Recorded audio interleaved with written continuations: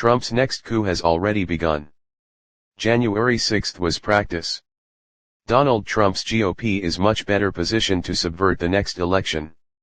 Technically, the next attempt to overthrow a national election may not qualify as a coup. It will rely on subversion more than violence, although each will have its place. If the plot succeeds, the ballots cast by American voters will not decide the presidency in 2024. Thousands of votes will be thrown away, or millions, to produce the required effect.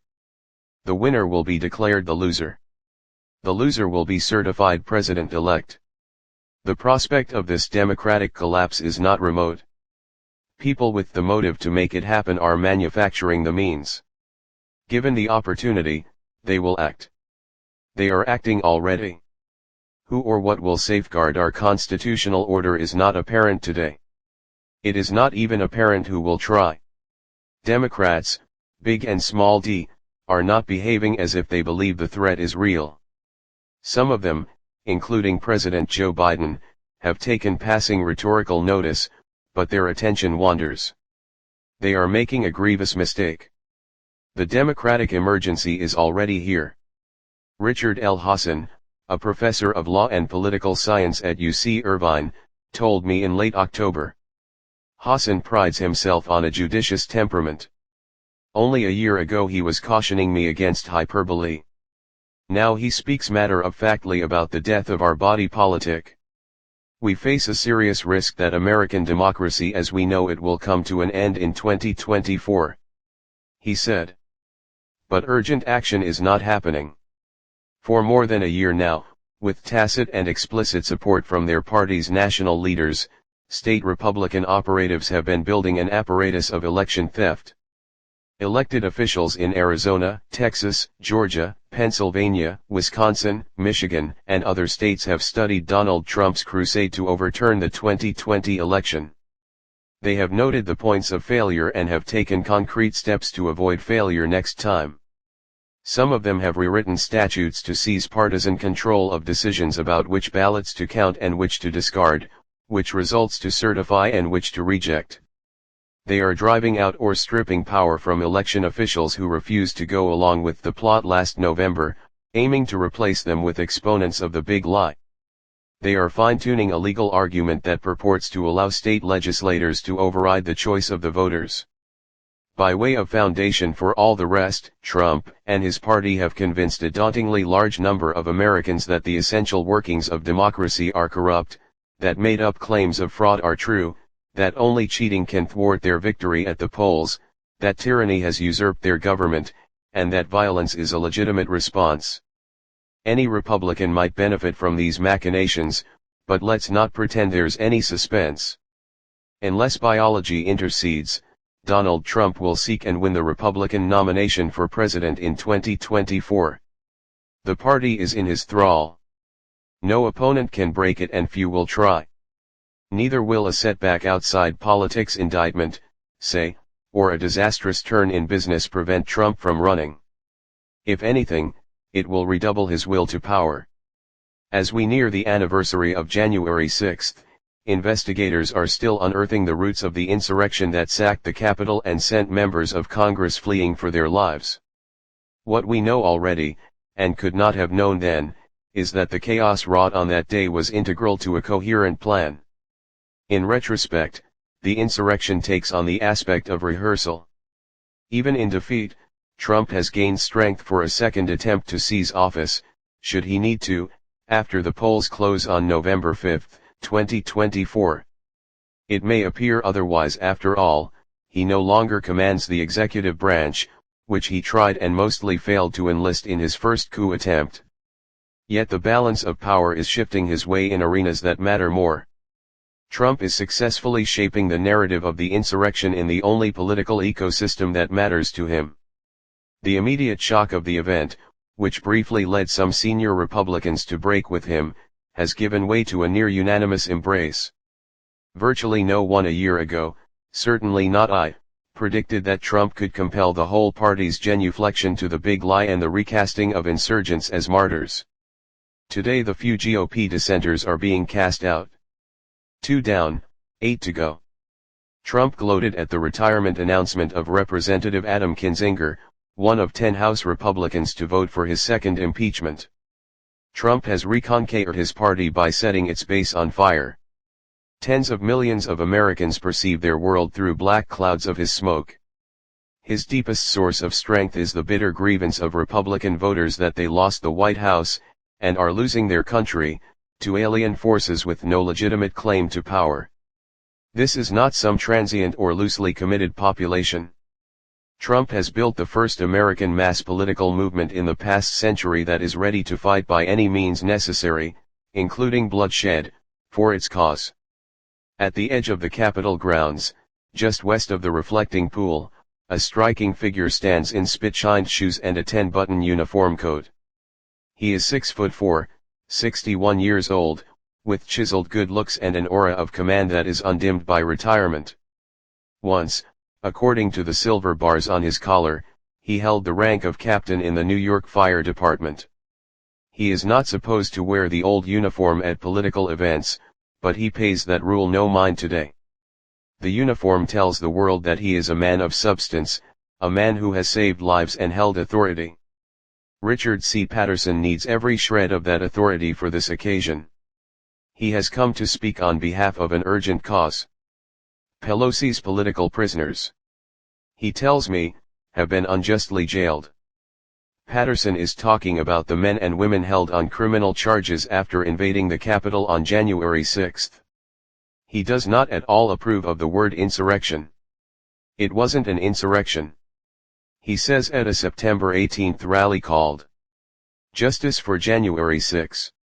None of our countrymen and women who are currently being held are charged with insurrection. They're charged with misdemeanor charges.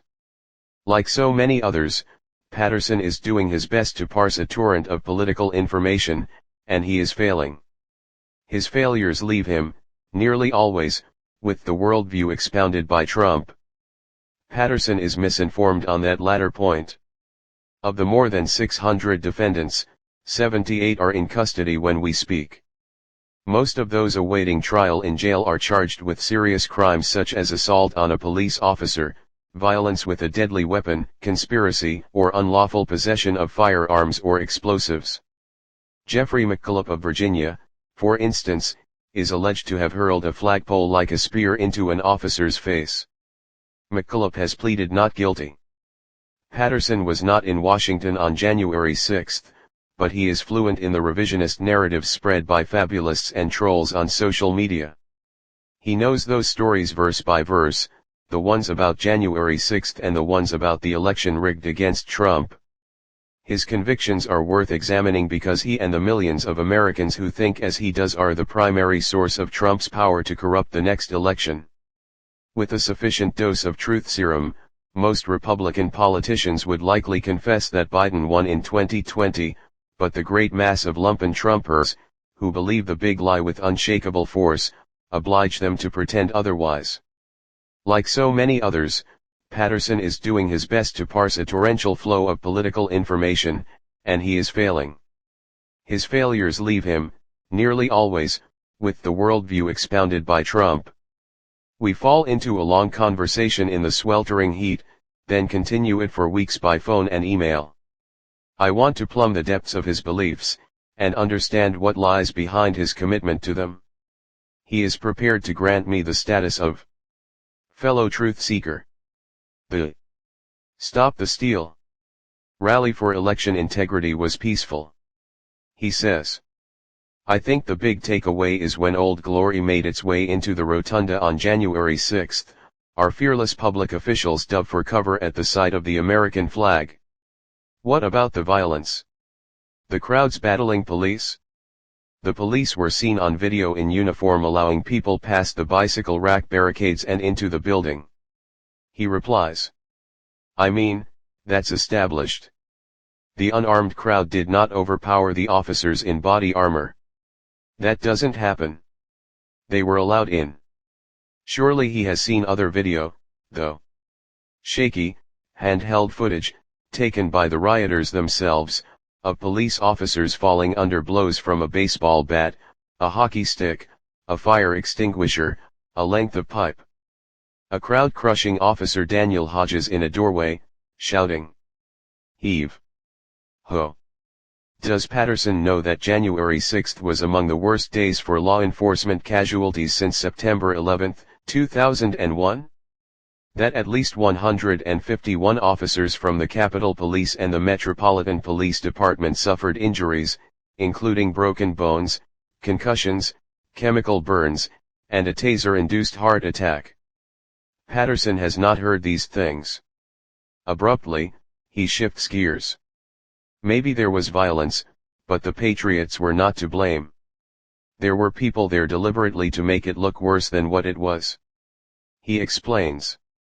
A handful of ill-behaved, potentially, possibly agents provocateur. He repeats the phrase. Agents provocateur, I have on information, were in the crowd. They were there for nefarious means. Doing the bidding of whom? I have no idea. On information. I ask. What information? You can look up this name. He says. Retired 3-star Air Force General McInerney. You got to find him on Rumble. They took him off YouTube. Sure enough, they're on Rumble. And still on YouTube. I find a video of Lieutenant General Thomas G. McInerney, 84, 3 decades gone from the Air Force. His story takes a long time to tell, because the plot includes an Italian satellite and Pakistan's intelligence service and former FBI Director James Comey selling secret U.S. cyber weapons to China. Eventually it emerges that Special Forces mixed with Antifa combined to invade the seat of Congress on January 6 and then blame the invasion on Trump supporters, with the collusion of Senators Chuck Schumer and Mitch McConnell, along with House Speaker Nancy Pelosi. In a further wrinkle, Pelosi, by McInerney's account, became frantic. Soon afterward, when she discovered that her own false flag operation had captured a laptop filled with evidence of her treason. McInerney had just come from the White House, he says in his monologue, recorded 2 days after the Capitol riot. Trump was about to release the Pelosi evidence. McInerney had seen the laptop with his own eyes. It shook me that Patterson took this video for proof. If my house had caught fire 10 years before, my life might have depended on his discernment and clarity of thought. He was an Eagle Scout. He earned a college degree. He keeps current on the news. And yet he has wandered off from the empirical world, placing his faith in fantastic tales that lack any basis in fact or explicable logic. McInerney's tale had spread widely on Facebook, Twitter, Parler, and propaganda sites like We Love Trump and InfoWars. It joined the January 6 denialist canon and lodged firmly in Patterson's head. I reached the general by phone and asked about evidence for his claims. He mentioned a source, whose name he couldn't reveal, who had heard some people saying, "We are playing Antifa today." McInerney believed they were special operators because they looked like soft people. He believed that one of them had Pelosi's laptop, because his source had seen something bulky and square under the suspect's raincoat. He conceded that even if it was a laptop, he couldn't know whose it was or what was on it. For most of his story, McInerney did not even claim to have proof. He was putting 2 and 2 together. It stood to reason. In truth, prosecutors had caught and charged a neo-Nazi sympathizer who had videotaped herself taking the laptop from Pelosi's office and bragged about it on Discord. She was a home health aide, not a special operator. As of this writing, she has not yet entered a plea. The general's son, Thomas G. McInerney Jr., a technology investor, learned that I had been talking with his father and asked for a private word with me. He was torn between conflicting obligations of filial loyalty, and took a while to figure out what he wanted to say. He has a distinguished service record. He told me after an otherwise off-the-record conversation. He wants what's best for the nation and he speaks with a sense of authority, but I have concerns at his age that his judgment is impaired. The older he's gotten, the stranger things have gotten in terms of what he's saying. I tell all of this and more to Patterson. McInerney, the Military Times reported. Went off the rails. After a successful Air Force career. For a while during the Obama years he was a prominent birther and appeared a lot on Fox News, before being fired as a Fox commentator in 2018 for making a baseless claim about John McCain. Last November, he told the WVW broadcast network that the CIA operated a computer server farm in Germany that had helped rig the presidential vote for Biden, and that 5 Special Forces soldiers had just died trying to seize the evidence. The Army and U.S. Special Operations Command put out dutiful statements that no such mission and no such casualties had taken place. Of course, Patterson wrote to me sarcastically. Governments would never lie to their own citizens. He did not trust the Pentagon's denials. There are seldom words or time enough to lay a conspiracy theory to rest. Each rebuttal is met with a fresh round of delusions. Patterson is admirably eager for a civil exchange of views.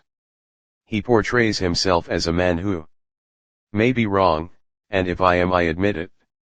And he does indeed concede on small points. But a deep rage seems to fuel his convictions. I asked him the first time we met if we could talk about what's happening in the country, not the election itself. His smile faded. His voice rose. There ain't no fucking way we are letting go of 3 November 2020. He said. That is not going to fucking happen. That's not happening. This motherfucker was stolen. The world knows this bumbling, senile, career corrupt fuck squatting in our White House did not get 81 million votes. He had many proofs. All he really needed, though, was arithmetic. The record indicates 141 million of us were registered to vote and cast a ballot on November 3. He said. Trump is credited with 74 million votes out of 141 million. That leaves 67 million for Joe. That doesn't leave any more than that. Where do these 14 million votes come from? Patterson did not recall where he had heard those figures.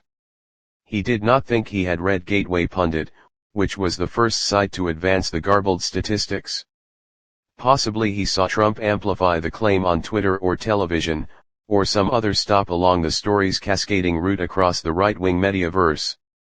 Reuters did a good job debunking the phony math, which got the total number of voters wrong. I was interested in something else, the worldview that guided Patterson through the statistics. It appeared to him, incorrectly, that not enough votes had been cast to account for the official results. Patterson assumed that only fraud could explain the discrepancy, that all of Trump's votes were valid, and that the invalid votes must therefore belong to Biden. Why don't you say Joe Biden got 81 million and there's only 60 million left for Trump? I asked. Patterson was astonished. It's not disputed, the 74 million vote count that was credited to President Trump's re-election effort. He replied, baffled at my ignorance. It's not in dispute. Have you heard that President Trump engaged in cheating and fraudulent practices and crooked machines? Biden was the one accused of rigging the vote. Everybody said so. And for reasons unspoken, Patterson wanted to be carried away by that story. Robert A. Pape, a well-credentialed connoisseur of political violence, watched the mob attack the Capitol on a television at home on January 6.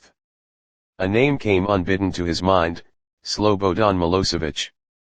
Back in June 1989, Pape had been a postdoctoral fellow in political science when the late president of Serbia delivered a notorious speech. Milosevic compared Muslims in the former Yugoslavia to Ottomans who had enslaved the Serbs 6 centuries before. He fomented years of genocidal war that destroyed the hope for a multi-ethnic democracy, casting Serbs as defenders against a Muslim onslaught on European culture, religion, and European society in general. By the time Trump unleashed the angry crowd on Congress, Pape, who is 61, had become a leading scholar on the intersection of warfare and politics. He saw an essential similarity between Milosevic and Trump, one that suggested disturbing hypotheses about Trump's most fervent supporters. Pape, who directs the University of Chicago Project on Security and Threats, or POST, called a staff meeting 2 days after the Capitol attack. I talked to my research team and told them we were going to reorient everything we were doing. He told me. Milosevic, Pape said, inspired bloodshed by appealing to fears that Serbs were losing their dominant place to upstart minorities. What he is arguing in the 1989 speech is that Muslims in Kosovo and generally throughout the former Yugoslavia are essentially waging genocide on the Serbs. Pape said. And really, he doesn't use the word replaced. But this is what the modern term would be. Pape was alluding to a theory called the Great Replacement. The term itself has its origins in Europe. But the theory is the latest incarnation of a racist trope that dates back to Reconstruction in the United States. Replacement ideology holds that a hidden hand, often imagined as Jewish, is encouraging the invasion of non-white immigrants, and the rise of non-white citizens, to take power from white Christian people of European stock. When white supremacists marched with torches in Charlottesville, Virginia, in 2017, they chanted, "Jews will not replace us." Trump borrowed periodically from the rhetorical canon of replacement. His remarks on January 6 were more disciplined than usual for a president who typically spoke in tangents and unfinished thoughts. Pape shared with me an analysis he had made of the text that Trump read from his prompter. Our country has been under siege for a long time, far longer than this 4-year period. Trump told the crowd, "You're the real people. You're the people that built this nation." He famously added, "And we fight. We fight like hell. And if you don't fight like hell, you're not going to have a country anymore." Just like Milosevic, Trump had skillfully deployed 3 classic themes of mobilization to violence. Pape wrote, "The survival of a way of life is at stake. The fate of the nation is being determined now. Only genuine brave patriots can save the country." Watching how the Great Replacement message was resonating with Trump supporters, Pape and his colleagues suspected that the bloodshed on January 6 might augur something more than an aberrant moment in American politics. The prevailing framework for analyzing extremist violence in the U.S., they thought, might not be adequate to explain what was happening. When the Biden administration published a new Homeland Security strategy in June, it described the assault on the Capitol as a product of domestic violent extremists, and invoked an intelligence assessment that said attacks by such extremists come primarily from lone wolves or small cells. Pape and his colleagues doubted that this captured what had happened on January 6. They set about seeking systematic answers to 2 basic questions: who were the insurgents, in demographic terms, and what political beliefs animated them and their sympathizers. Pape's 3-bedroom house, half an hour's drive south of Chicago, became the pandemic headquarters of a virtual group of 7 research professionals, supported by 24 University of Chicago undergraduates. The Post researchers gathered court documents, public records, and news reports to compile a group profile of the insurgents. "The thing that got our attention first was the age," Pape said. He had been studying violent political extremists in the United States, Europe, and the Middle East for decades.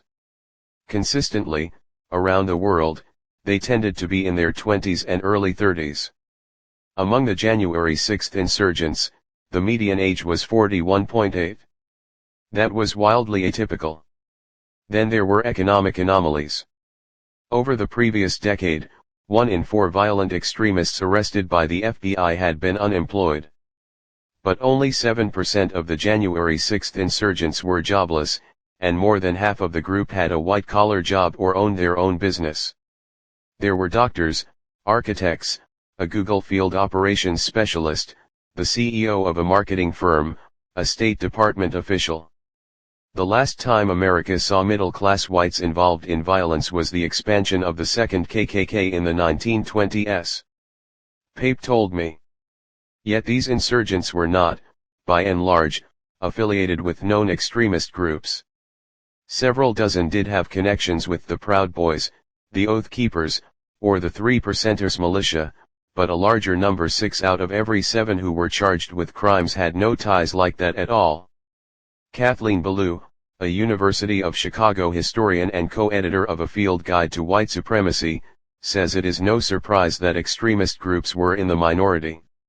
January 6 wasn't designed as a mass casualty attack, but rather as a recruitment action aimed at mobilizing the general population, she told me. For radicalized Trump supporters. I think it was a protest event that became something bigger. Pape's team mapped the insurgents by home county and ran statistical analyses looking for patterns that might help explain their behavior. The findings were counterintuitive. Counties won by Trump in the 2020 election were less likely than counties won by Biden to send an insurrectionist to the Capitol. The higher Trump's share of votes in a county, in fact, the lower the probability that insurgents lived there. Why would that be? Likewise, the more rural the county, the fewer the insurgents. The researchers tried a hypothesis: insurgents might be more likely to come from counties where white household income was dropping. Not so. Household income made no difference at all. Only one meaningful correlation emerged. Other things being equal, insurgents were much more likely to come from a county where the white share of the population was in decline. For every 1-point drop in a county's percentage of non-Hispanic whites from 2015 to 2019, the likelihood of an insurgent hailing from that county increased by 25%. This was a strong link, and it held up in every state. Trump and some of his most vocal allies, Tucker Carlson of Fox News notably among them, had taught supporters to fear that black and brown people were coming to replace them. According to the latest census projections, white Americans will become a minority, nationally, in 2045. The insurgents could see their majority status slipping before their eyes. The Post team decided to run a national opinion survey in March, based on themes it had gleaned from the social media posts of insurgents and the statements they'd made to the FBI under questioning. The researchers first looked to identify people who said they don't trust the election results and were prepared to join a protest, even if I thought the protest might turn violent. The survey found that 4% of Americans agreed with both statements, a relatively small fraction that nonetheless corresponds to 10 million American adults. In June, the researchers sharpened the questions. This brought another surprise. In the new poll, they looked for people who not only distrusted the election results but agreed with the stark assertion that the 2020 election was stolen from Donald Trump and Joe Biden is an illegitimate president. And instead of asking whether survey subjects would join a protest that might turn violent, they looked for people who affirmed that the use of force is justified to restore Donald Trump to the presidency. Pollsters ordinarily expect survey respondents to give less support to more transgressive language. The more you asked pointed questions about violence, the more you should be getting. Social desirability bias. Where people are just more reluctant. Pape told me. Here, the opposite happened: the more extreme the sentiments, the greater the number of respondents who endorsed them. In the June results, just over 8% agreed that Biden was illegitimate and that violence was justified to restore Trump to the White House. That corresponds to 21 million American adults. Pape called them committed insurrectionists. An unrelated Public Religion Research Institute survey on November 1 found that an even larger proportion of Americans, 12%, believed both that the election had been stolen from Trump and that true American patriots may have to resort to violence in order to save our country. This really is a new, politically violent mass movement. Pape told me. He drew an analogy to Northern Ireland in the late 1960s, at the dawn of the Troubles. Why such a large increase? Pape believed that Trump supporters simply preferred the harsher language, but we cannot rule out that attitudes hardened.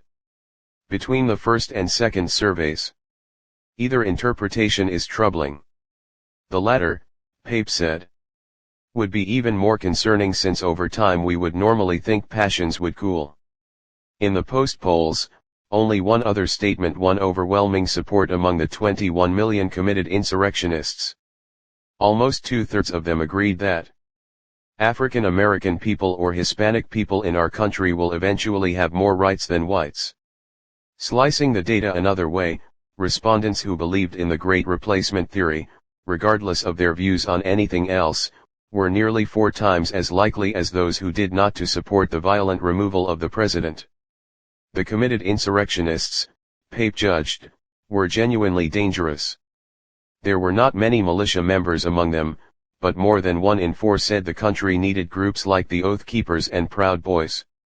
1/3 of them owned guns, and 15% had served in the military. All had easy access to the organizing power of the internet. What Pape was seeing in these results did not fit the government model of lone wolves and small groups of extremists. This really is a new, politically violent mass movement. He told me. This is collective political violence. Pape drew an analogy to Northern Ireland in the late 1960s, at the dawn of the Troubles. In 1968, 13% of Catholics in Northern Ireland said that the use of force for Irish nationalism was justified. He said. The Provisional IRA was created shortly thereafter with only a few hundred members. Decades of bloody violence followed. And 13% support was more than enough, in those early years, to sustain it. It's the community support that is creating a mantle of legitimacy, a mandate, if you would, that justifies the violence. Of a smaller, more committed group, Pape said. I'm very concerned it could happen again, because what we're seeing in our surveys, is 21 million people in the United States who are essentially a mass of kindling or a mass of dry wood that, if married to a spark, could in fact ignite. The story of Richard Patterson, once you delve into it, is consonant with Pape's research. Trump appealed to him as an in-your-face, brash, America first guy who has the interest of we the people. But there was more. Decades of personal and political grudges infuse Patterson's understanding of what counts as America. And who counts as we. Where Patterson lives, in the Bronx, there were 20,413 fewer non-Hispanic white people in the 2020 census than in 2010. The borough had reconfigured from 11% white to 9%. Patterson came from Northern Irish stock and grew up in coastal Northern California. He was a lifetime C student who found ambition at age 14 when he began to hang around at a local fire station. As soon as he finished high school, he took the test to join the Oakland Fire Department, earning, he said, outstanding scores. But in those days, he recalled, Oakland was just beginning to diversify and hire females. So no job for the big white kid. The position went to this little woman, who I know failed the test. Patterson tried again in San Francisco, but found the department operating under a consent decree. Women and people of color, long excluded, had to be accepted in the incoming cohort. So, again, the big white kid is told, fuck you, we got a whole fire department of guys that look just like you. We want the department to look different because diversity is all about an optic. The department could hire the black applicant instead of myself.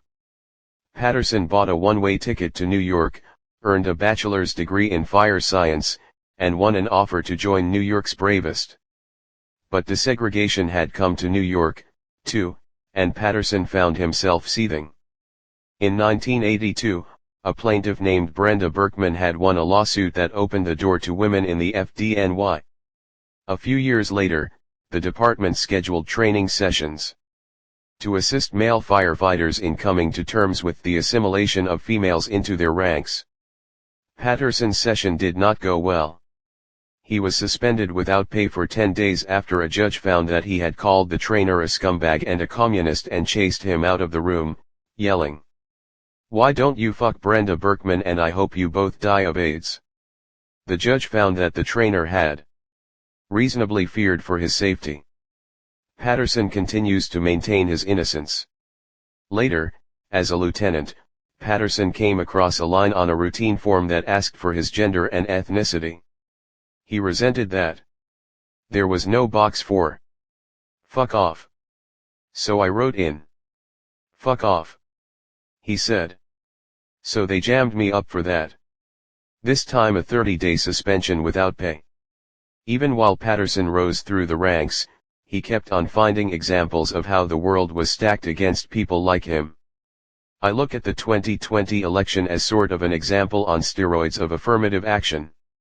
The straight white guy won, but it was stolen from him and given to somebody else. Wait. Wasn't this a contest between two straight white guys? Not really, Patterson said, pointing to Vice President Kamala Harris. Everybody touts the gal behind the president, who is currently, I think, illegitimately in our White House. It is, quote, a woman of color, like this is supposed to mean something. And do not forget, he added, that Biden said, if you have a problem figuring out whether you're for me or Trump, then you ain't black.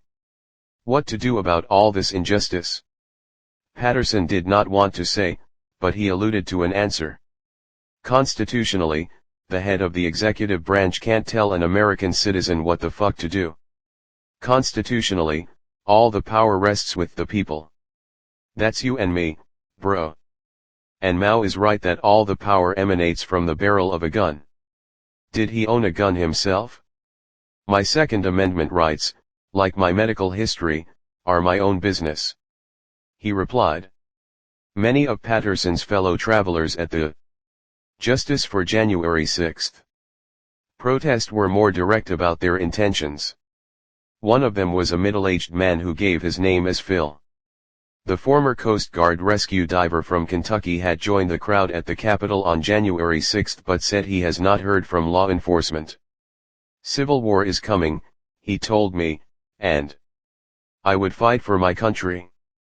Was he speaking metaphorically? No, I'm not. He said. Oh Lord, I think we're heading for it. I don't think it'll stop. I truly believe it. I believe the criminals Nancy Pelosi and her criminal cabal up there is forcing a civil war.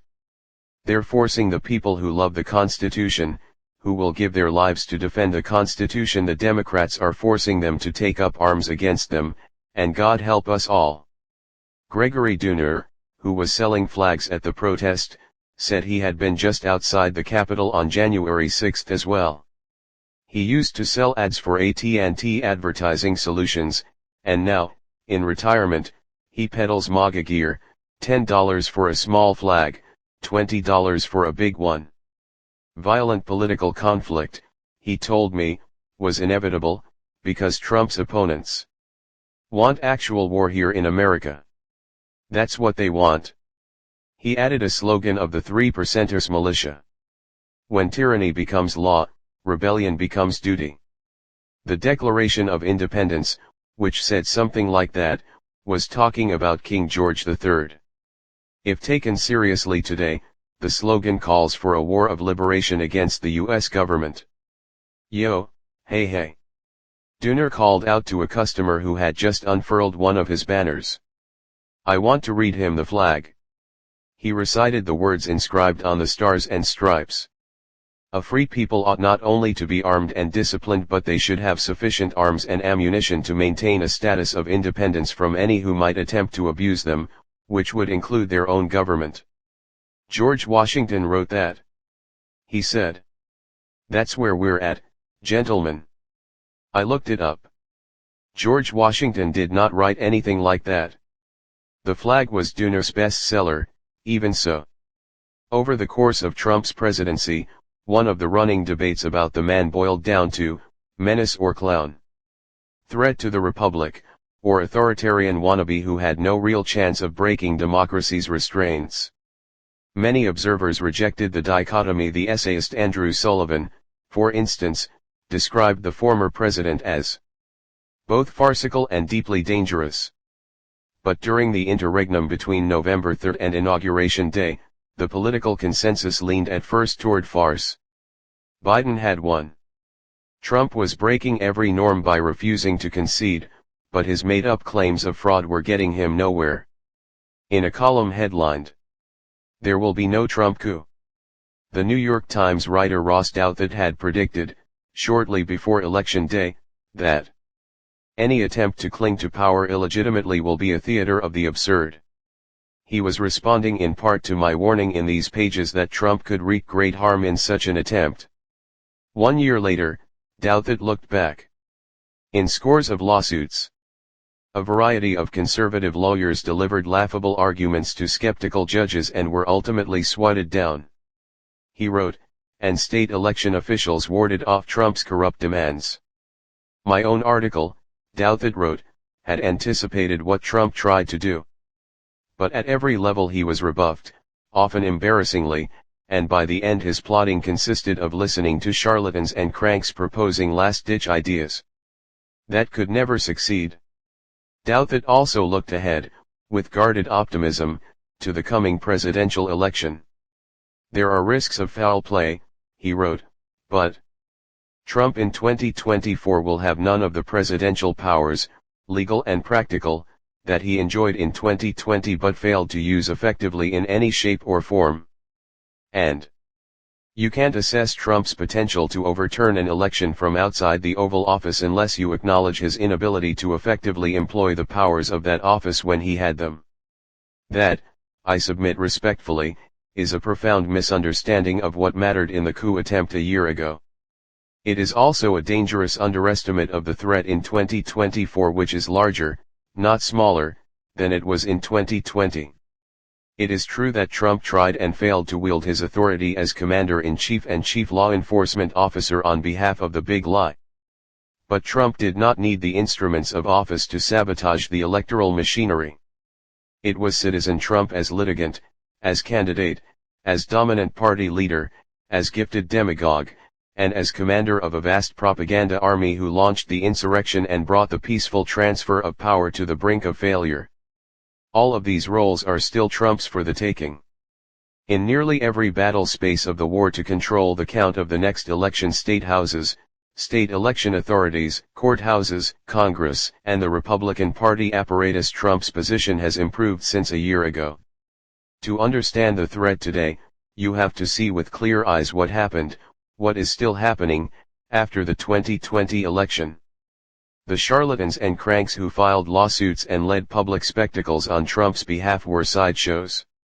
They distracted from the main event, a systematic effort to nullify the election results and then reverse them. As milestones passed individual certification by states, the meeting of the Electoral College on December 14, Trump's hand grew weaker. But he played it strategically throughout. The more we learn about January 6, the clearer the conclusion becomes that it was the last gambit in a soundly conceived campaign, one that provides a blueprint for 2024. The strategic objective of nearly every move by the Trump team after the networks called the election for Joe Biden on November 7 was to induce Republican legislatures in states that Biden won to seize control of the results and appoint Trump electors instead. Every other objective in courtrooms, on state election panels, in the Justice Department, and in the office of the Vice President was instrumental to that end. Electors are the currency in a presidential contest and, under the Constitution, state legislators control the rules for choosing them. Article 2 provides that each state shall appoint electors in such manner as the legislature thereof may direct. Since the 19th century, every state has ceded the choice to its voters, automatically certifying electors who support the victor at the polls, but in Bush v. Gore the Supreme Court affirmed that a state can take back the power to appoint electors. No court has ever said that a state could do that after its citizens have already voted, but that was the heart of Trump's plan.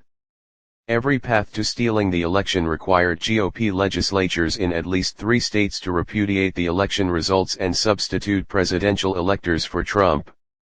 That act alone would not have ensured Trump's victory. Congress would have had to accept the substitute electors when it counted the votes, and the Supreme Court might have had a say. But without the state legislatures, Trump had no way to overturn the verdict of the voters. Trump needed 38 electors to reverse Biden's victory, or 37 for a tie that would throw the contest to the House of Representatives. For all his improvisation and flailing in the post-election period, Trump never lost sight of that goal. He and his team focused on obtaining the required sum from among the 79 electoral votes in Arizona. 11. Georgia. 16. Michigan. 16. Nevada. 6. Pennsylvania. 20. And Wisconsin. 10. Nothing close to this loss of faith in democracy has happened here before. Even Confederates recognized Lincoln's election, they tried to secede because they knew they had lost. Trump had many tactical setbacks. He and his advocates lost 64 of 65 challenges to election results in court, and many of them were indeed comically inept. His intimidation of state officials, though it also failed in the end, was less comical. Trump was too late, barely, to strong-arm Republican county authorities into rejecting Detroit's election tally. They tried and failed to rescind their votes after the fact. And Aaron Van Langveld, the crucial Republican vote on Michigan's Board of State Canvassers, stood up to Trump's pressure to block certification of the statewide results. Georgia Secretary of State Brad Raffensperger refused the president's request to find 11,780 votes for Trump after two recounts confirming Biden's win. Two Republican governors, in Georgia and Arizona, signed certificates of Biden's victory. The latter did so even as a telephone call from Trump rang unanswered in his pocket. The acting attorney general stared down Trump's plan to replace him with a subordinate, Jeffrey B. Clark, who was prepared to send a letter advising the Georgia House and Senate to reconsider their state's election results. Had Trump succeeded in any of these efforts, he would have given Republican state legislators a credible excuse to meddle. One success might have led to a cascade. Trump used judges, county boards, state officials, and even his own Justice Department as stepping stones to his ultimate target, Republican legislators in swing states. No one else could give him what he wanted. Even as these efforts foundered, the Trump team achieved something crucial and enduring by convincing tens of millions of angry supporters, including a catastrophic 68% of all Republicans in a November PRRI poll, that the election had been stolen from Trump. Nothing close to this loss of faith in democracy has happened here before. Even Confederates recognized Abraham Lincoln's election, they tried to secede because they knew they had lost. Delegitimating Biden's victory was a strategic win for Trump then and now because the big lie became the driving passion of the voters who controlled the fate of Republican legislators, and Trump's fate was in the legislators' hands. Even so, three strategic points of failure left Trump in dire straits in the days before January 6. First, although Trump won broad rhetorical support from state legislators for his fictitious claims of voter fraud, they were reluctant to take the radical, concrete step of nullifying the votes of their own citizens. Despite enormous pressure, none of the 6 contested states put forward an alternate slate of electors for Trump. Only later, as Congress prepared to count the electoral votes, did legislators in some of those states begin talking unofficially about decertifying the Biden electors. The second strategic point of failure for Trump was Congress, which had the normally ceremonial role of counting the electoral votes. In the absence of action by state legislatures, the Trump team had made a weak attempt at a fallback, arranging for Republicans in each of the 6 states to appoint themselves electors and transmit their ballots for Trump to the President of the Senate. Trump would have needed both chambers of Congress to approve his faux electors and hand him the presidency. Republicans controlled only the Senate, but that might have enabled Trump to create an impasse in the count. The trouble there was that fewer than a dozen Republican senators were on board. Trump's third strategic setback was his inability, despite all expectations, to induce his loyal number 2 to go along. Vice President Mike Pence would preside over the joint session of Congress to count the electoral votes, and in a memo distributed in early January, Trump's legal advisor John Eastman claimed, on very solid legal authority, that Pence himself does the counting, including the resolution of disputed electoral votes, and all the members of Congress can do is watch. If Congress would not crown Trump president, in other words, Pence could do it himself. And if Pence would not do that, he could simply disregard the time limits for debate under the Electoral Count Act and allow Republicans like Senator Ted Cruz to filibuster. That creates a stalemate. Eastman wrote. That would give the state legislatures more time. The clock was ticking. Several of Trump's advisers, Rudy Giuliani among them, told allies that friendly legislatures were on the brink of convening special sessions to replace their Biden electors. The Trump conspiracy had made nowhere near that much progress, in fact, but Giuliani was saying it could be done in 5 to 10 days. If Congress went ahead with the count on January 6, it would be too late. On the afternoon of January 5, Sidney Powell, she of the Kraken lawsuits, for which she would later be sanctioned in one court and sued in another, prepared an emergency motion addressed to Justice Samuel Alito. The motion, entered into the Supreme Court docket the next day, would go largely unnoticed by the media and the public amid the violence of January 6. Few have heard of it even now. But it was Plan A to buy Trump some time. Alito was the circuit justice for the Fifth Circuit, where Powell, on behalf of Representative Louis Gohmert, had sued to compel Mike Pence to take charge of validating electors, disregarding the statutory role of Congress.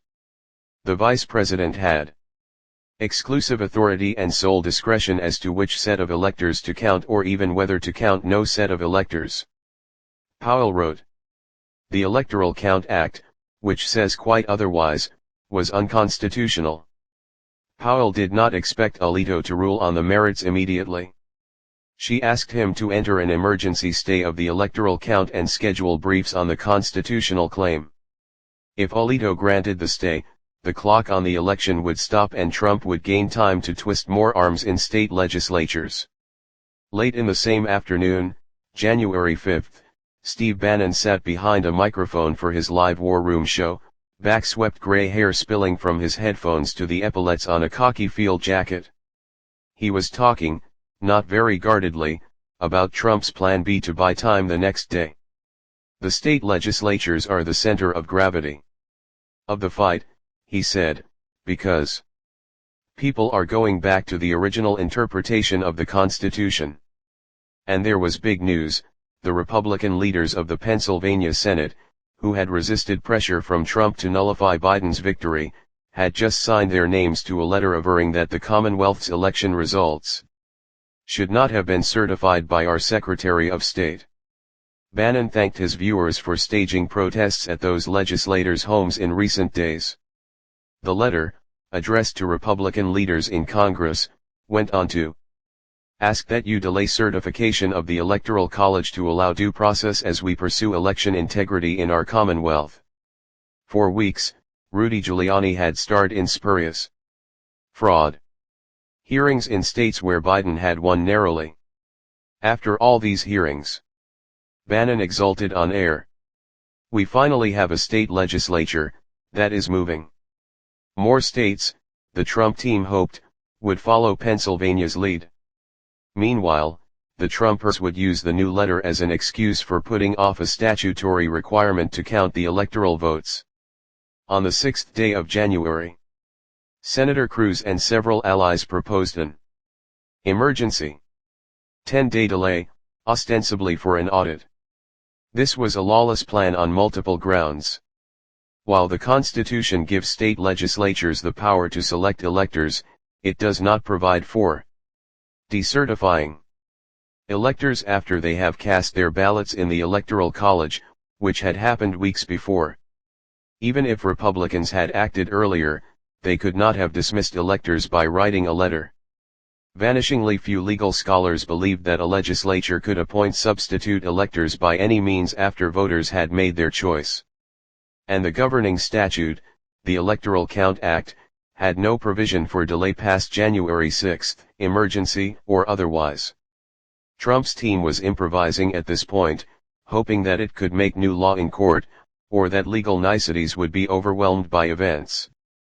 If Pence or the Republican-controlled Senate had fully backed Trump's maneuver, there is a chance that they might in fact have produced a legal stalemate that the incumbent could have exploited to stay in power.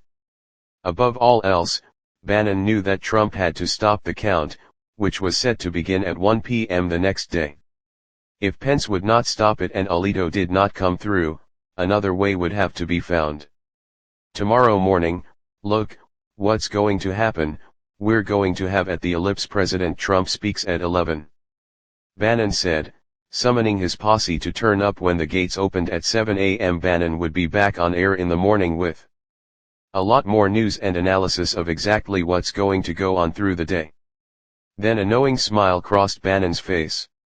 He swept a palm in front of him, and he said the words that would capture attention, months later, from a congressional select committee.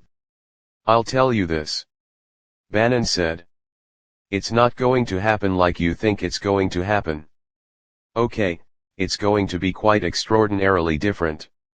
All I can say is, strap in. Earlier the same day, he had predicted, all hell is going to break loose tomorrow. Bannon signed off at 6:58 p.m.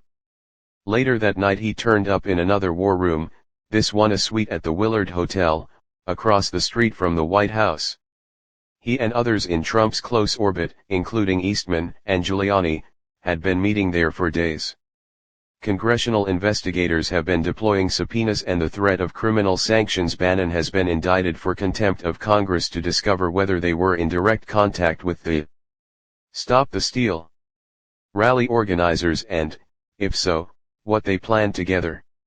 Shortly after Bannon signed off, a 6'3" mixed martial artist named Scott Fairlamb responded to his call. Fairlamb, who fought under the nickname Wildman, reposted Bannon's war cry to Facebook. All hell is going to break loose tomorrow. The next morning, after driving before dawn from New Jersey to Washington, he posted again. How far are you willing to go to defend our Constitution?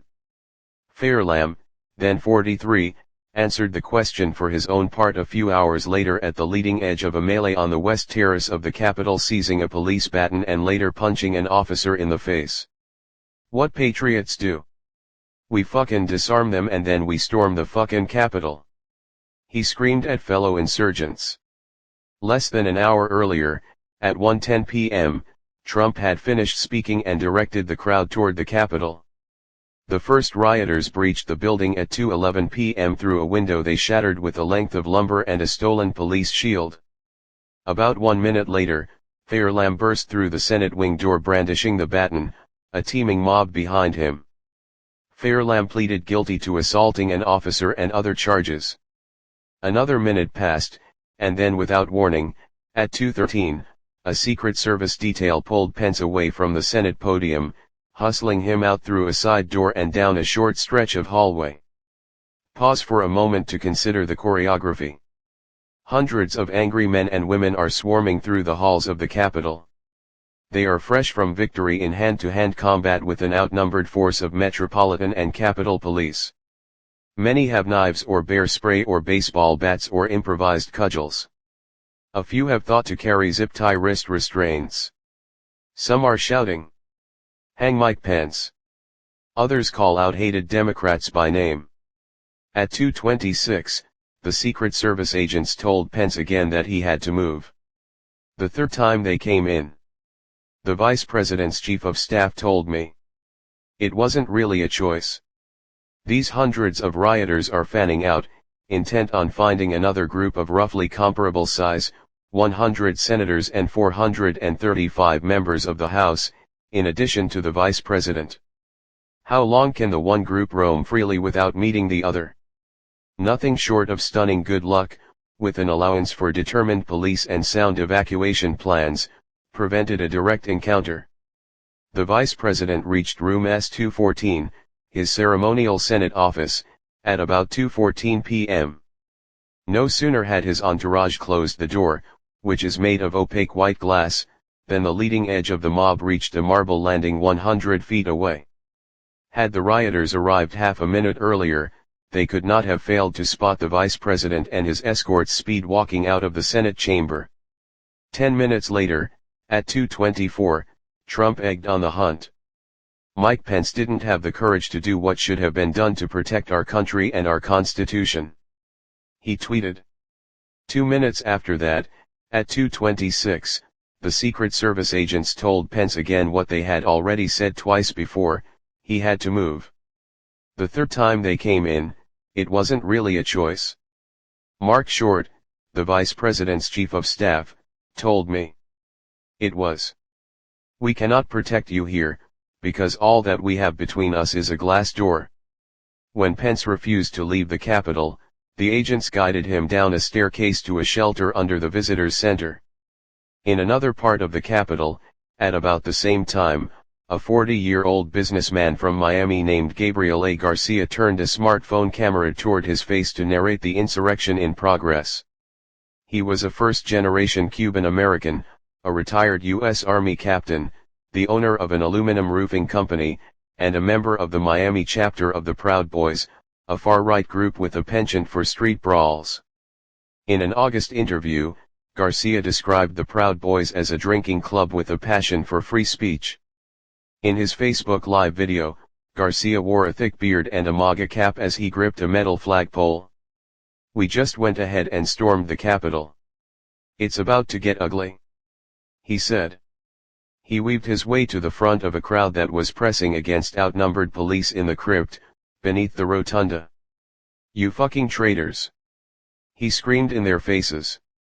When officers detained another man who tried to break through their line, Garcia dropped his flagpole and shouted, "Grab him!" during a skirmish to free the detainee. U.S.A. He chanted. Storm this shit. Then, in an ominous sing-song voice, Garcia called out, "Nancy, come out and play." Garcia was paraphrasing a villain in the 1979 urban apocalypse film The Warriors. That line, in the movie, precedes a brawl with switchblades, lead pipes, and baseball bats. Garcia, who faces 6 criminal charges including civil disorder, has pleaded not guilty to all counts. It's not like I threatened her life, Garcia said in the interview, adding that he might not even have been talking about the Speaker of the House. I said, Nancy. Like I told my lawyer, that could mean any Nancy. Garcia had explanations for everything on the video. Storm this shit meant bring more people to voice their opinion, and get ugly is getting a lot of people coming behind. But the most revealing exegesis had to do with fucking traitors. At that point, I wasn't meaning the Capitol Police, he said. I was looking at them. But I was talking about Congress. He wasn't there to stop the certification of Biden becoming president, he said, but to delay it. I was there to support Ted Cruz. Senator Ted Cruz was asking for a 10-day investigation. Delay. Buy time. Garcia knew what the mission was. Late into the afternoon, as the violence died down and authorities regained control of the Capitol, Sidney Powell must have watched reports of the insurgency with anxious eyes on the clock. If Congress stayed out of session, there was a chance that Justice Alito might come through. He did not.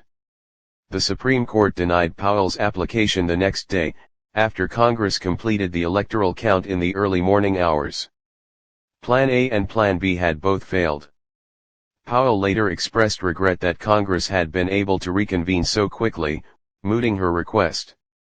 For a few short weeks, Republicans recoiled at the insurrection and distanced themselves from Trump. That would not last. Ballroom A at the Treasure Island Hotel and Casino in Las Vegas is packed with college Republicans. There is a surfeit of red ties, vested suits, and pocket squares. A lot more young men than women. 2 black faces in a sea of white. No face masks at all.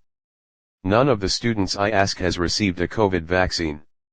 The students have gathered to talk about the Second Amendment, the job market, and how to attack your campus for their vaccine mandates. As incoming chair Will Donahue tells the crowd, Representative Paul Gosar of Arizona, a featured speaker, has another topic in mind. Let's talk about January 6. He proposes, and then, without further preamble, release the tapes. There is a scattering of applause, quickly extinguished.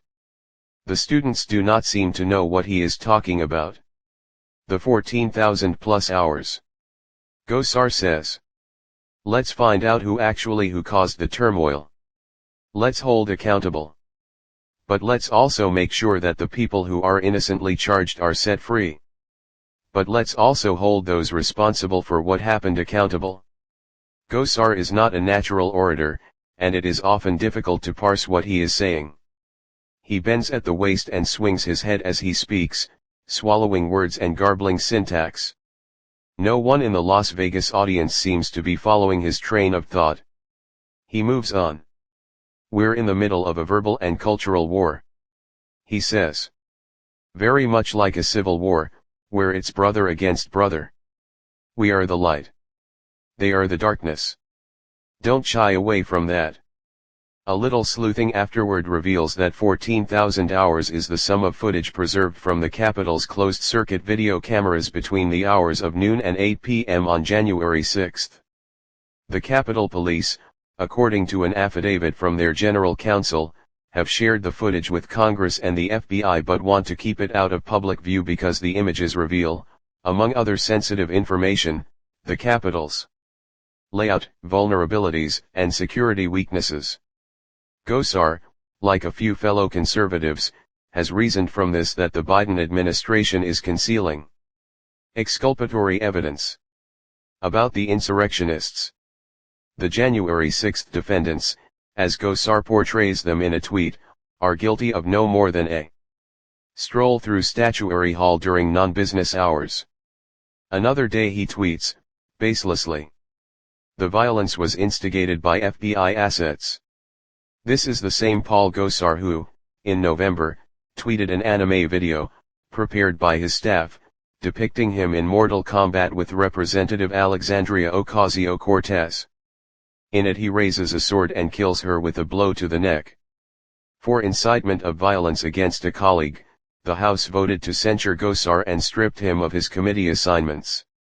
Gosar, unrepentant, compared himself to Alexander Hamilton. It's the same Paul Gosar who, twice in recent months, has purported to be in possession of secret intelligence about vote rigging from a source in the CIA fraud department, which does not exist, and from the Security Exchange fraud department, and also from someone from fraud from the Department of Defense, all of whom were somehow monitoring voting machines and all of whom telephoned to alert him to chicanery. Gosar has become a leading voice of January 6 revisionism, and he may have more reason than most to revise.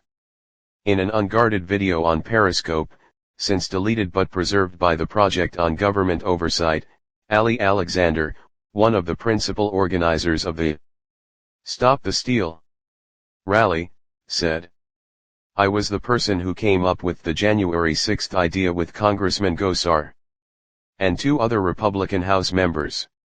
We schemed up putting maximum pressure on Congress while they were voting. Stop the Steal. Organizers created and later tried to delete a website called Wild Protest that directed supporters to trespass on the Capitol steps, where demonstrations are illegal. We the people must take to the U.S. Capitol lawn and steps and tell Congress #do not certify on #Jan6. Gosar was listed on the site as a marquee name. In the final days of the Trump administration, CNN reported that Gosar, among other members of Congress, had asked Trump for a preemptive pardon for his part in the events of January 6. He did not get one. Tom Van Flane, Gosar's chief of staff, said in an email that both the pardon story and Alexander's account were categorically false. He added, talking about a rally and speeches are one thing. Planning violence is another. Assembled in one place, The elements of the revisionist narrative from Gosar and his allies resemble a litigator's argument in the alternative. January 6 was a peaceful exercise of First Amendment rights.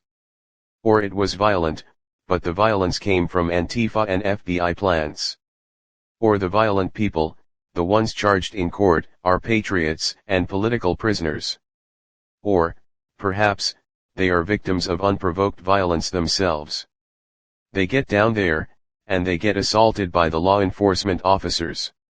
Gabriel Pollock said in an interview from behind the counter at Rapture Guns and Knives in North Lakeland, Florida, speaking of family members who are facing criminal charges. It was an ambush, is really what it was. All of that is going to come out in the court case.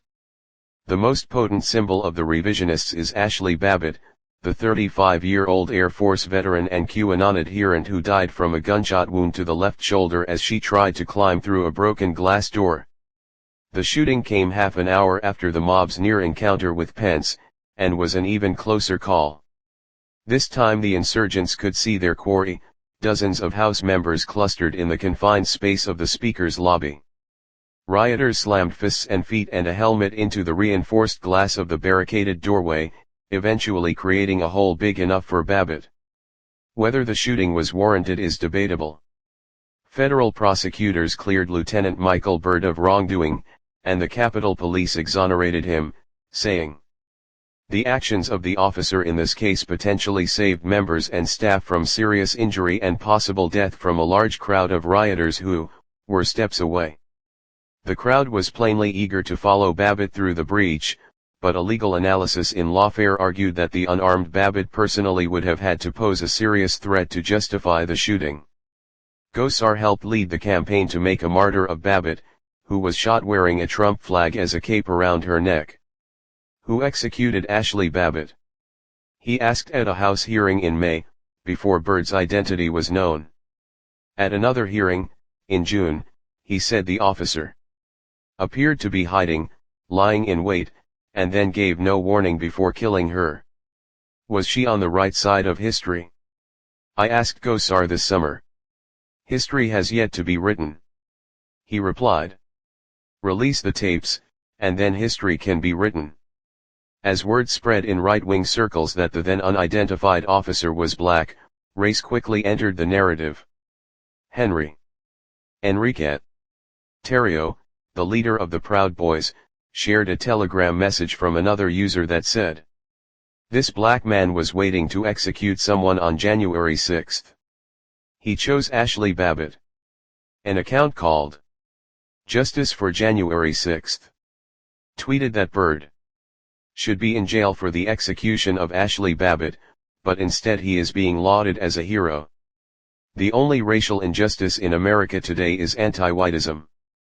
The penultimate stage of the new narrative held that Democrats had seized upon false accusations of rebellion in order to unleash the deep state against patriotic Americans. Dylan Martin, a student leader at the Las Vegas event at which Gosar spoke, adopted that view. The Democratic Party seems to be using January 6 as a rallying cry to persecute and completely use the force of the federal government to clamp down on conservatives across the nation. He told me. Trump himself proposed the final inversion of January 6 as a political symbol. The insurrection took place on November 3, Election Day. January 6 was the protest.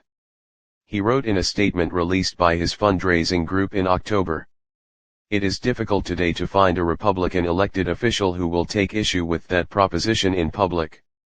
With Trump loyalists ascendant, no room is left for dissent in a party now fully devoted to twisting the electoral system for the former president. Anyone who thinks otherwise need only glance toward Wyoming, where Liz Cheney, so recently in the party's power elite, has been toppled from her leadership post and expelled from the state Republican Party for lèse-majesté. In the first days of January 2021, as Trump and his legal advisors squeezed Pence to stop the electoral count, they told the vice president that state legislatures around the country were on the cusp of replacing electors who'd voted for Biden with those who would vote for Trump. They were lying, but they were trying mightily to make it true. Mark Short, Pence's closest advisor, did not think it would happen. In any sort of due diligence that we did with a Senate Majority Leader, a House Minority Leader, or any of those people, it was clear that they had certified their results and there was no intention of a separate slate of electors or any sort of challenge to that certification.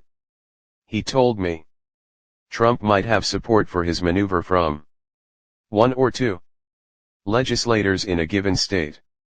But that was never something that actually garnered the support of a majority of any elected body. The letter from wavering Pennsylvania state senators suggests that the situation wasn't quite so black and white, the dams were beginning to crack. Even so, Trump's demand that state houses fire their voters and hand him the votes was so far beyond the bounds of normal politics that politicians found it difficult to conceive. With the passage of a year, it is no longer so hard.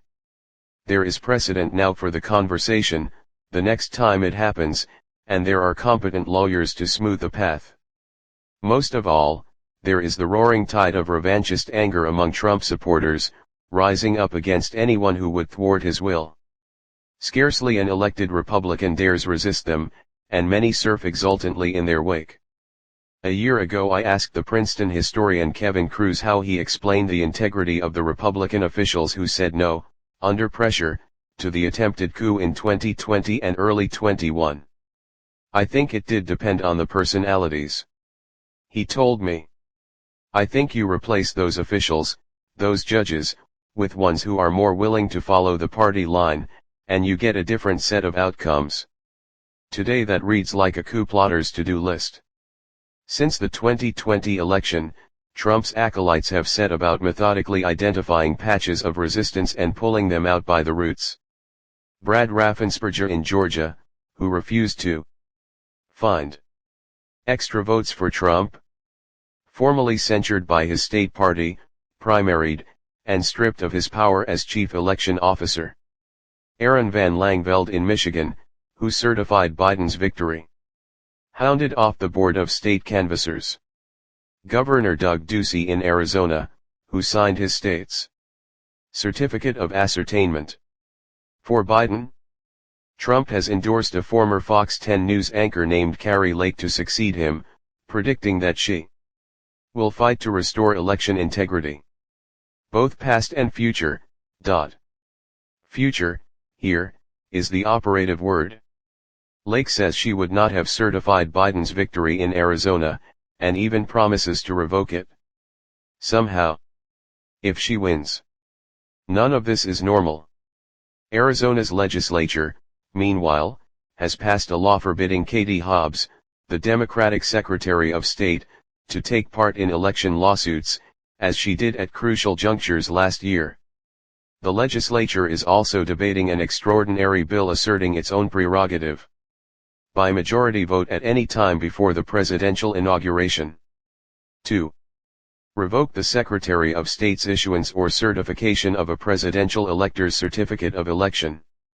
There was no such thing under law as a method to decertify electors when Trump demanded it in 2020, but state Republicans think they have invented one for 2024. In at least 15 more states, Republicans have advanced new laws to shift authority over elections from governors and career officials in the executive branch to the legislature, under the Orwellian banner of election integrity. Even more have rewritten laws to make it harder for Democrats to vote. Death threats and harassment from Trump supporters have meanwhile driven nonpartisan voting administrators to contemplate retirement. Vernetta Keith Newridden, 52, who left the Fulton County, Georgia, election board in June, told me she had been bombarded with menacing emails from Trump supporters. One email, she recalled, said, "You guys need to be publicly executed, on pay-per-view." Another, a copy of which she provided me, said, "Tick, tick, tick," in the subject line and "Not long now" as the message. Newridden said she knows colleagues on at least 4 county election boards who resigned in 2021 or chose not to renew their positions. Georgia Governor Brian Kemp, excommunicated and primaried at Trump's behest for certifying Biden's victory, nonetheless signed a new law in March that undercuts the power of the county authorities who normally manage elections. Now a GOP-dominated state board, beholden to the legislature, may overrule and take control of voting tallies in any jurisdiction, for example, a heavily black and Democratic one like Fulton County. The state election board can suspend a county board if it deems the board to be underperforming, and replace it with a hand-picked administrator. The administrator, in turn, will have final say on disqualifying voters and declaring ballots null and void. Instead of complaining about balls and strikes, Team Trump will now own the referee. The best-case scenario is that in the next session this law is overturned. New Riddin said. The worst case is they start just pulling election directors across the state. The Justice Department has filed suit to overturn some provisions of the new Georgia law but not to challenge the hostile takeover of election authorities. Instead, the federal lawsuit takes issue with a long list of traditional voter suppression tactics that, according to Attorney General Merrick Garland, have the intent and effect of disadvantaging black voters. These include prohibitions and onerous fines that restrict the distribution of absentee ballots, limit the use of ballot drop boxes, and forbid handing out food or water to voters waiting in line. These provisions make it harder, by design, for Democrats to vote in Georgia. The provisions that Garland did not challenge make it easier for Republicans to fix the outcome. They represent danger of a whole different magnitude. The coming midterm elections, meanwhile, could tip the balance further. Among the 36 states that will choose new governors in 2022, 3 are presidential battlegrounds: Pennsylvania, Wisconsin, and Michigan, where Democratic governors until now have thwarted attempts by Republican legislatures to cancel Biden's victory and rewrite election rules. Republican challengers in those states have pledged allegiance to the big lie, and the contests look to be competitive. In at least 7 states, big lie Republicans have been vying for Trump's endorsement for Secretary of State, the office that will oversee the 2024 election. Trump has already endorsed 3 of them, in the battleground states of Arizona, Georgia, and Michigan. Down in the enlisted ranks, Trump's army of the dispossessed is hearing language from Republican elected officials that validates an instinct for violence. Angry rhetoric comparing January 6 to 1776. Representative Lauren Boebert. Or vaccine requirements to the Holocaust. Kansas House Representative Brenda Landwehr. Reliably produces death threats by the hundreds against perceived enemies, whether Democratic or Republican. The infinite scroll of right-wing social media is relentlessly bloody-minded. One commentator on Telegram posted on January 7 that the Congress is literally begging the people to hang them. Another replied, anyone who certifies a fraudulent election has committed treason punishable by death. 1 week later came, the last stand is a civil war. In response, another user wrote, no protests. Too late for that. The fire burns, if anything, even hotter now, a year later. Amid all this ferment, Trump's legal team is fine-tuning a constitutional argument that is pitched to appeal to a 5-justice majority if the 2024 election reaches the Supreme Court. This, too, exploits the GOP advantage in state house control. Republicans are promoting an independent state legislature doctrine, which holds that state houses have plenary or exclusive control of the rules for choosing presidential electors. Taken to its logical conclusion, it could provide a legal basis for any state legislature to throw out an election result it dislikes and appoint its preferred electors instead. Elections are complicated, and election administrators have to make hundreds of choices about election machinery and procedures, the time, place, and manner of voting or counting or canvassing that the legislature has not specifically authorized. A judge or county administrator may hold polls open for an extra hour to make up for a power outage that temporarily halts voting. Precinct workers may exercise their discretion to help voters cure technical errors on their ballots. A judge may rule that the state constitution limits or overrides a provision of state election law. 4 Justices Alito, Neil Gorsuch, Brett Kavanaugh, and Clarence Thomas have already signaled support for a doctrine that disallows any such deviation from the election rules passed by a state legislature. It is an absolutist reading of legislative control over the manner of appointing electors under Article 2 of the U.S. Constitution. Justice Amy Coney Barrett, Trump's last appointee, has never opined on the issue. The question could arise, and Barrett's vote could become decisive, if Trump again asks a Republican-controlled legislature to set aside a Democratic victory at the polls. Any such legislature would be able to point to multiple actions during the election that it had not specifically authorized. To repeat, that is the norm for how elections are carried out today. Discretionary procedures are baked into the cake. A Supreme Court friendly to the doctrine of independent state legislatures would have a range of remedies available to it. The justices might, for instance, simply disqualify the portion of the votes that were cast through unauthorized procedures. But one of those remedies would be the nuclear option, throwing out the vote altogether and allowing the state legislature to appoint electors of its choosing. Trump is not relying on the clown car legal team that lost nearly every court case last time. The independent state legislature doctrine has a Federalist Society imprimatur and attorneys from top-tier firms like Baker Hostetler. A dark money voter suppression group that calls itself the Honest Elections Project has already featured the argument in an amicus brief. One of the minimal requirements for a democracy is that popular elections will determine political leadership. Nate Persily, a Stanford Law School expert on election law, told me, if a legislature can effectively overrule the popular vote, it turns democracy on its head.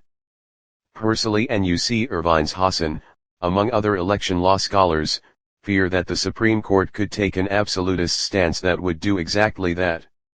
One sign that legislative supremacy is more than a hypothetical construct is that it has migrated into the talking points of Republican elected officials. On ABC's This Week, for example, while refusing to opine on whether Biden had stolen the election, House Minority Whip Steve Scalise explained in February 2021. There were a few states that did not follow their state laws. That's really the dispute that you've seen continue on. Trump himself has absorbed enough of the argument to tell the Washington Post reporters Carol Leonig and Philip Rucker. The legislatures of the states did not approve all of the things that were done for those elections. And under the Constitution of the United States, they have to do that.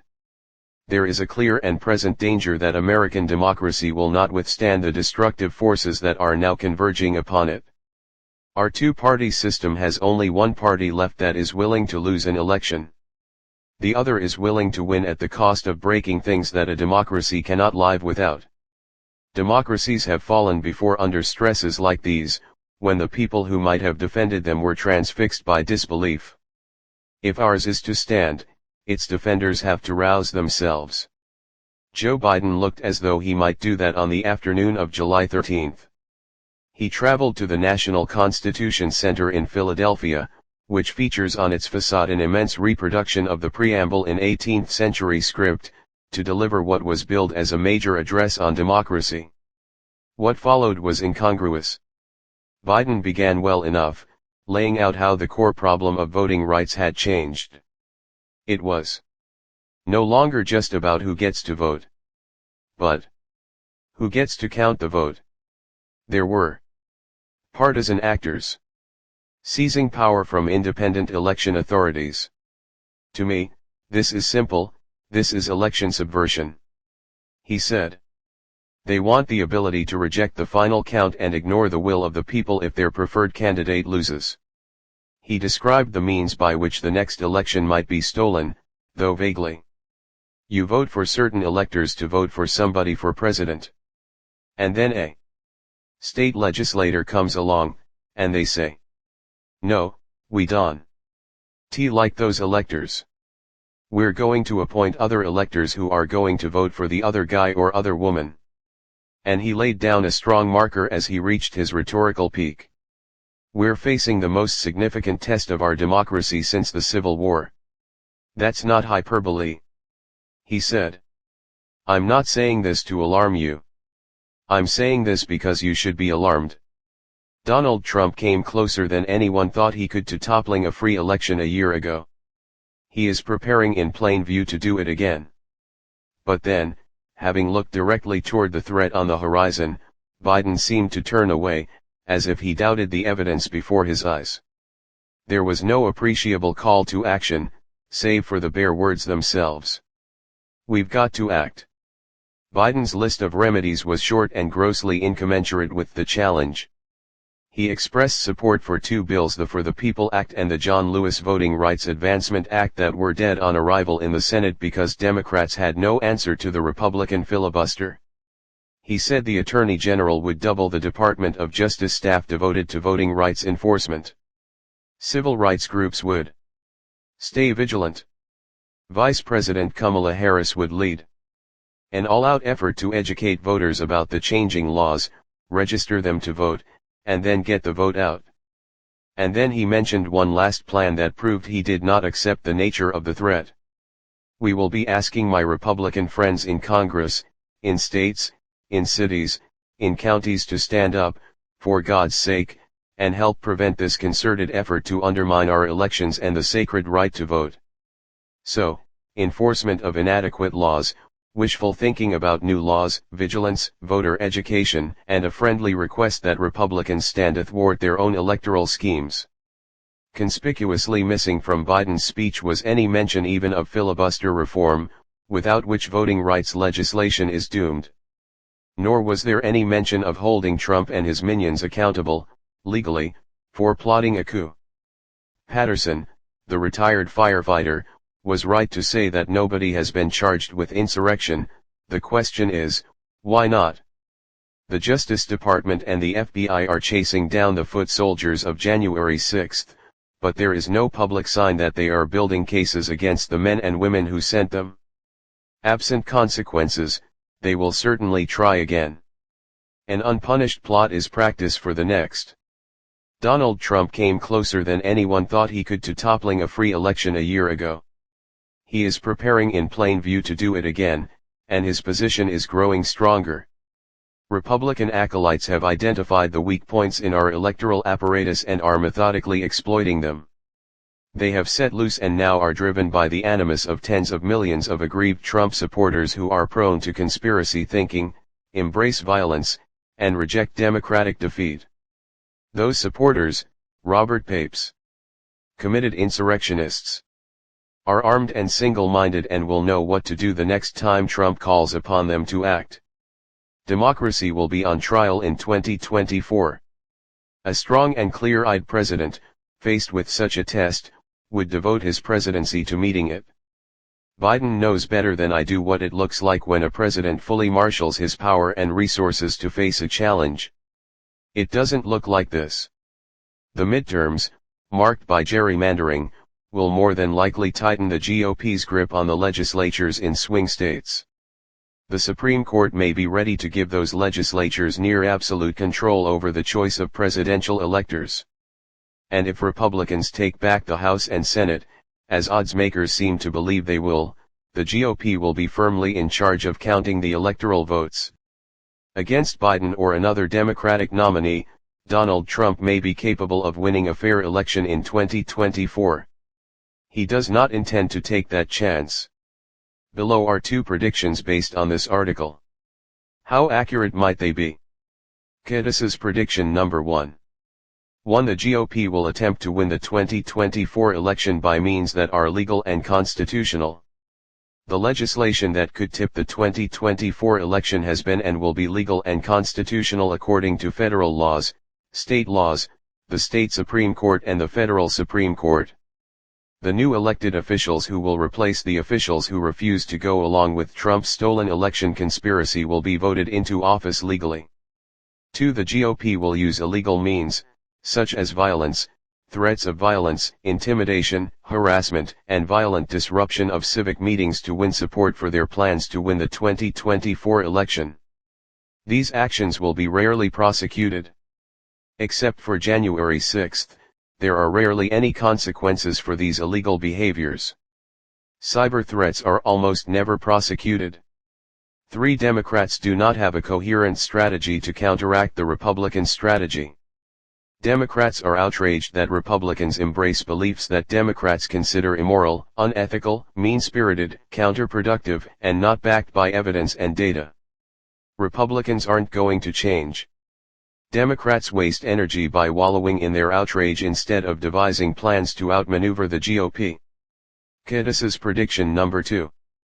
The subversion of the 2024 election will be built on the pillars of the current Republican Party. These are the most prominent of the pillars. Fear, existential fear that Democrats are in the process of destroying America. Democrats will do this by turning America into a weak communist country where whites are a minority, where Christians are discriminated against, where perversion is rampant, and where men are stripped of their masculinity and their guns.